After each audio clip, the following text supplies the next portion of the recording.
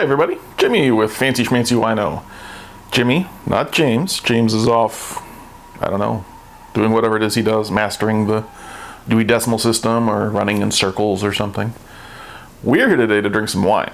Specifically, this bottle of Grey Rock Marlborough Sauvignon Blanc 2015. Now, Grey Rock, interesting enough, is the name of the wine, but it's also the name of the soil that it's in, the alluvial gravel, as they call it, that the vines are grown in. Now, I couldn't begin to tell you what an alluvial is, let alone what it looks like, but apparently it's gray, and I googled that. It turned out to be true. Without further ado, let's drink some of this wine. It's got a screw cap because it's New Zealand. New Zealand and Australia love them some screw caps.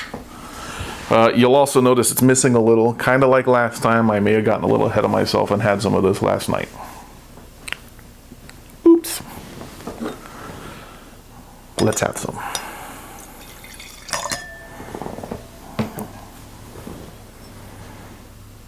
It's kind of a nice color, kind of a light gold, brilliant though, nice and clear. It's the 13.5%, I believe. Yeah, well, 13% alcohol. Does have some legs, but not much. Smells delightful, though. Really, lots of citrus. Maybe lime.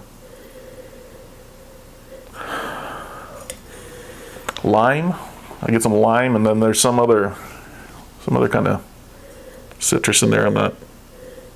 Fruit that I'm not getting. Also, a hint of grass. Definitely some grass and some lime. Let's taste it.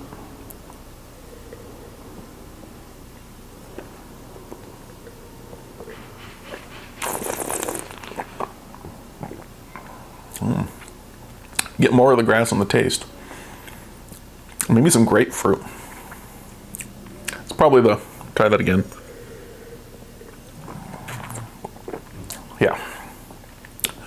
Yeah, the mystery fruit in the beginning, that was grapefruit. But lots of lime. Quite acidic. And drier than I was expecting from the note. You get this big citrusy thing and you kind of get in your head of what to expect there. It's a little drier than that. Not that that's bad, it just is. One more taste for science.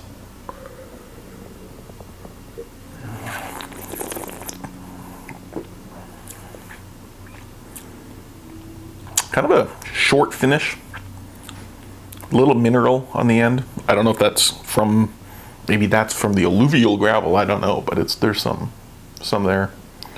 It's nice though. I'm not gonna like fawn about it or anything like that. It's good. I'd say it's a little more acidic and a little less sweet than it should be. The balance isn't quite right, but it's good. And it's $12, so let's be realistic. $12 wine. And this is pretty good for a $12 wine. So cheers to Grey Rock.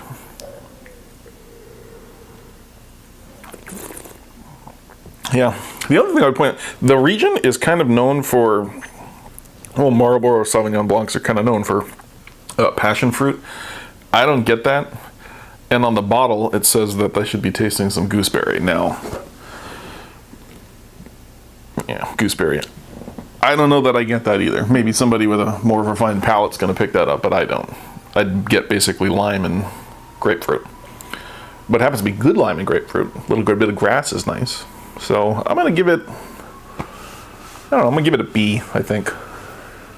The balance is a little better. It's a little bit sweeter, a little less acidic. I might go up to a B+. If it was a little more complex, it could probably go up above that, but I'm going to give it a solid B. Be happy with it and probably drink some more of it. At least that amount more of it, because we've still got some more. Anyway, that does it for this week. Join us next time and we'll be having a red wine, probably a Merlot, I think.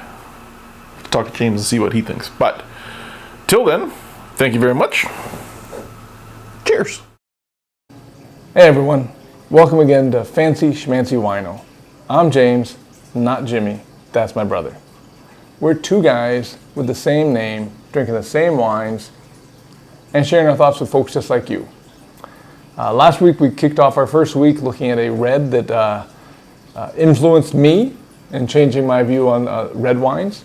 And we said that this week we would go with a white that influenced my brother's feeling or sense of appreciation for white wines. And for this week, he picked the Grey Rock Sauvignon Blanc. The idea was that each week we were going to pick a wine that you could find nationally and share our thoughts. And hopefully you would have the chance in some cases to drink along with us or afterwards go get it. So thus he picked Grey Rock. Apparently, if you're in a big city, Grey Rock's easy to find. I've been to all our stores here, the grocery store, the Walmart, the local beverage stores, nothing.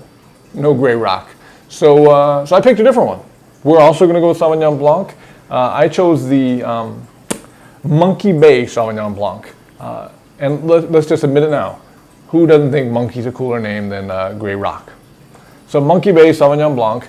Both of these wines are New Zealand Sauvignon Blanc, the Marlborough region. So they're probably going to share some similarities.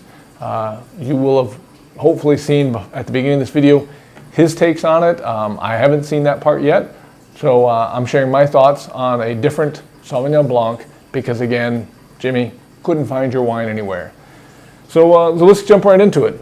If you've enjoyed Sauvignon Blancs from New Zealand, you have some idea of what you're going to expect from them. Right away, I see what I expect for color. It's a brilliant yellow, maybe you'd say hay colored. It's light yellow, nice looking, traditional Sauvignon Blanc. A traditional New Zealand white wine. So let's jump right in. You've already heard what his thoughts were. Let's see what I think. Yeah, it's traditional for this region. Very citrusy. I'm thinking maybe grapefruit, maybe lemon. Some Sauvignon Blancs you're going to get grass or grassy or lemongrass. I don't get a lot of that here. I'm getting mostly the citrus. I've heard some people say stone fruits. I don't know what a stone fruit is, so I won't make that comparison. But certainly citrus, zesty, crisp. Is crisp a smell? It smells crisp to me. Yeah, I mean, it's a nice, fragrant, just fresh and crisp. Cheers.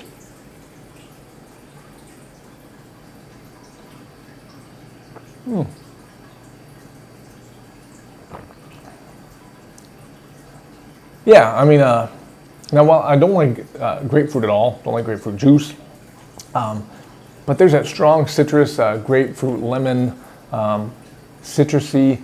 You think clean summer drink. Like if you were going to sit outside on a warm day, it would be great to have an ice cold glass of a Sauvignon Blanc.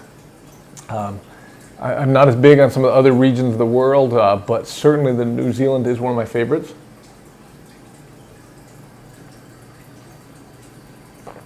Clean, fresh, easy drinking.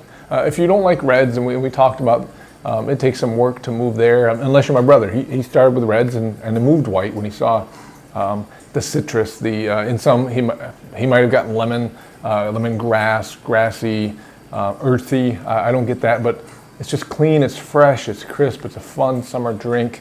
I see it going with chicken, salad, but I think maybe spicy food as well.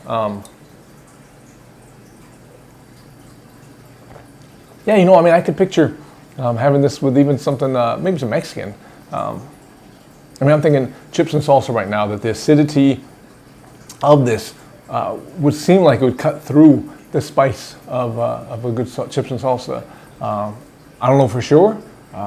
In a minute, we're going to turn off the camera and I want some chips and salsa, and we're going to find out how these guys went together, because it seems like it'd be a good fit to me.